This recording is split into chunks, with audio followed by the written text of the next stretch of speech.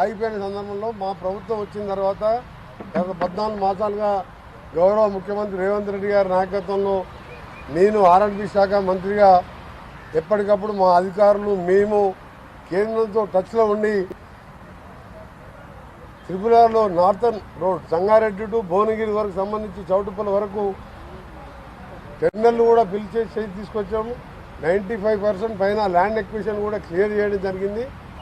దానికి ఇక్కడే క్లియరెన్స్ వచ్చిన తర్వాత అక్కడ రైతులకు కంపెన్సేషన్ ఇవ్వడం జరుగుతుంది. కానీ దానికంటే ముందు క్యాబినెట్ అప్రూవల్ కావాలి కాబట్టి ఈరోజు గడ్కరీ గారిని స్పెషల్గా నేను వచ్చిన సందర్భం ముఖ్యమైనది అది. దాన్ని వారు కూడా సానుకూలంగా స్పందించి ఒక 2 monthsలోనే దీనికి సంబంధించిన అన్ని క్లియరెన్స్లు చేసి ప్రైమ్ మినిస్టర్ గారికి క్యాబినెట్లో ఆమోదం కోసం పంపడం జరుగుతుందని చెప్పి వారు మాకు హామీ ఇవ్వడం, ఈ సందర్భంగా కేంద్ర మంత్రి గడ్కరీ గారికి తెలంగాణ రాష్ట్ర ప్రభుత్వం తరఫున మా ఆర్ఎండ్బి శాఖతో పాటు మా ముఖ్యమంత్రి గారి తరఫున గడ్కరీ గారికి కృతజ్ఞత తెలియజేసుకుంటున్నాం. ఎందుకంటే 2 monthsలోనే అన్ని క్లియర్ చేస్తానని చెప్పి వారు చెప్పడం జరిగింది. అలాగే సదరన్ పార్టీకి సంబంధించిన ప్రపోజల్స్ కూడా అలైన్మెంట్ కూడా పంపాలని కూడా వారు చెప్పడం జరిగింది. ఇప్పటికే మేము కూడా అలైన్మెంట్ చేయడం జరిగింది. అది పోయిన తర్వాత ముఖ్యమంత్రి గారితో డిస్కస్ చేయడం జరుగుతుంది.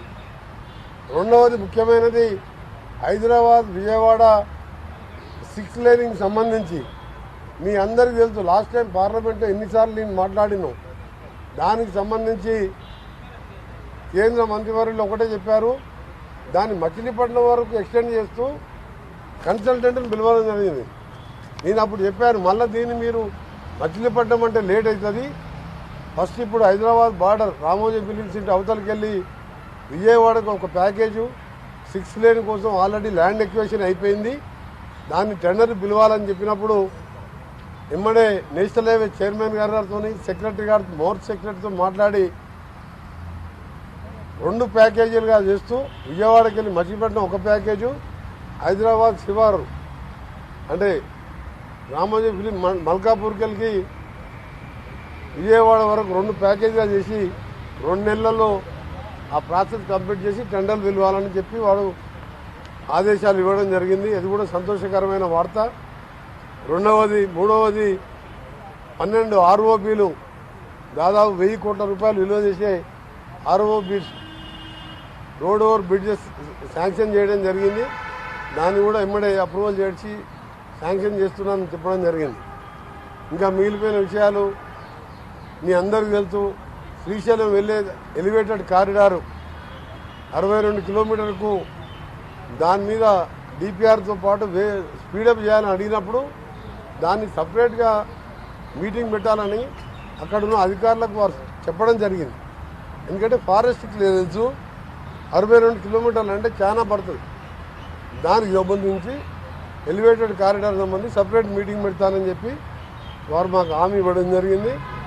దాంతోపాటు మన కొల్లాపూర్ దగ్గర కృష్ణా నదిపై కేబుల్ బ్రిడ్జ్ 1200 కోట్లు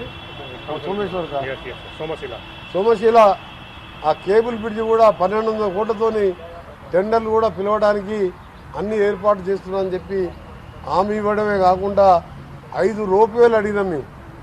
యాదగిరిగుట్టతో పాటు మన భువనగిరితో పాటు రామగిరి కిల్లాతో పాటు డిఫరెంట్ ప్లేసెస్లో రోప్వేలు పర్వతమాల ప్రాజెక్టు కింద అడిగినప్పుడు దాన్ని కూడా వారు శాంక్షన్ చేస్తున్నట్టు చెప్పడం జరిగింది. మొన్న కూడా రోడ్డు కూడా 4 ఏళ్ల కింద టెండర్ పిలిస్తే కాంట్రాక్టర్ చేయకపోవడం, ల్యాండ్ ఎక్విజిషన్ ఫారెస్ట్ క్లియర్తో ఆగిపోయింది. దాన్ని కూడా స్పీడప్ చేయాలని చెప్పి వారు ఆదేశాలు ఇవ్వడం జరిగింది. రెండవది మన తెలుగు రాష్ట్రానికి చెందిన యువ నాయకుడు గౌరవ పౌర విమానయాన శాఖ మంత్రి రామ్మోహన్ నాయుడు గారిని కలవడం జరిగింది. ఇదే సేమ్ 6 ఎంపీలో అందరం కలిసి దాదాపు గంట సేపు పార్లమెంట్లో ఆయన ఛాంబర్లో మీటింగ్ పెట్టుకొని ముందుగా మామనూరు ఎయిర్పోర్టు మా ముఖ్యమంత్రి గారు చొరవ తీసుకొని అడ్వాన్స్గా ల్యాండ్ ఎక్విజిషన్ 205 కోట్లు ఇవ్వడమే కాకుండా మా అధికారులు కూడా ఇప్పటికే ల్యాండ్ ఎక్విజిషన్ సంబంధించి అక్కడంతా కూడా ఏర్పాటు చేయడం జరిగింది. అందరు రైతులు కూడా దాదాపుగా ఒప్పుకున్నారు. వాళ్ళకి కావాల్సిన కంపెన్సేషన్తో పాటు అక్కడ ఇన్ఫ్రాస్ట్రక్చర్ సంబంధించి ఏ విధంగా ఉండాలి, ఆ డిజైన్ కూడా కాకతీయ మోడల్లో ఉండే విధంగా మా ముఖ్యమంత్రి గారు కూడా అదే ఆలోచించిండు, మంత్రి గారు కూడా అదే సూచన చేశారు. దాన్ని కూడా ఇంకా 5-6 పర్మిషన్ రావాలి మాకు కేంద్రంకి వెళ్ళి. ఇప్పుడు జిఎంఆర్కి వెళ్ళి ఎన్ఓసి తీసుకున్నాం, కానీ ఇంకా 5-6 పర్మిషన్లు వచ్చేవి ఉన్నాయి. దానికి వెంటనే ఇస్తానని చెప్పారు. అది 2 years 1.5-2 years లోపటే ఇంక్లూడింగ్ పెద్ద ఫ్లైట్లు దిగే విధంగా ఎయిర్పోర్ట్ కంప్లీట్ చేస్తానని చెప్పి వారు హామీ ఇవ్వడం జరిగింది. మా ముందల్నే ఎయిర్పోర్ట్ అథారిటీ చైర్మన్ గారితో కూడా మాట్లాడుతూ కొత్తగూడెం దగ్గర పాల్వంచ దగ్గర ఎయిర్పోర్ట్ సంబంధించి మన ముఖ్యమంత్రి గారు గతంలోనే లేఖ రాసి వారు గెలవడం జరిగింది. ఈరోజు మళ్ళీ మా ఎంపీలం ఇంక్లూడింగ్ మన ఖమ్మం ఎంపీ గారు ఆ ల్యాండ్ సర్వే నెంబర్తో సహా గతంలో ఇచ్చినాం. దాన్ని కూడా ఎయిర్పోర్ట్ అథారిటీ చైర్మన్ గారితో మాట్లాడుతూ దానికి సంబంధించిన ఫీజిబిలిటీ రిపోర్ట్ కూడా స్టడీ చేయాలని చెప్పడం. అలాగే పెద్దపల్లి ఎంపీ గారు వంశీకృష్ణ గారు గతంలో రిప్రజెంట్ ఇచ్చిన రామగుండం దగ్గర ఎయిర్పోర్ట్కి సంబంధించి దాన్ని కూడా పరిశీలించాలని. ఆదిలాబాద్ ఒకటి నేను మొత్తం కూడా మా తెలంగాణలో ఆల్రెడీ వరంగల్ వచ్చింది, కొత్తగూడెం పాల్వంచం అక్కడ ఒకటి, ఎందుకంటే భద్రాచలం ఉన్నది, ఐటీసీ పేపర్ బోర్డు ఉన్నది, సింగరేణి కాలనీస్ ఉన్నది, ఎన్టీపీసీ ఉన్నది. అక్కడ ఎయిర్పోర్ట్ అవసరం, దాంతో వైబిలిటీ వస్తుందని చెప్పి ఆ తర్వాత పెద్దపల్లి, రామగుండం, ఆ తర్వాత ఆదిలాబాద్, ఆ తర్వాత ఇంకొకటి జక్రాన్పల్లి నిజామాబాద్ దగ్గర. ఈ 4 మీద ఫీజిబిలిటీ రిపోర్టు చేపించి రిపోర్ట్ ఇవ్వాలని చెప్పి ఎయిర్పోర్ట్ అథారిటీ చైర్మన్ గారికి మినిస్టర్ గారు ఆదేశించడం. ముందుగా మేమందరం కూడా మామూలు ఎయిర్పోర్ట్ శాంక్షన్ చేసినందుకు మా ముఖ్యమంత్రి గారు గతంలో ఎన్నో ఇళ్ళకెళ్ళి అంటున్నాం వరంగల్ అని, ఎవరు చొరవ తీసుకోలే.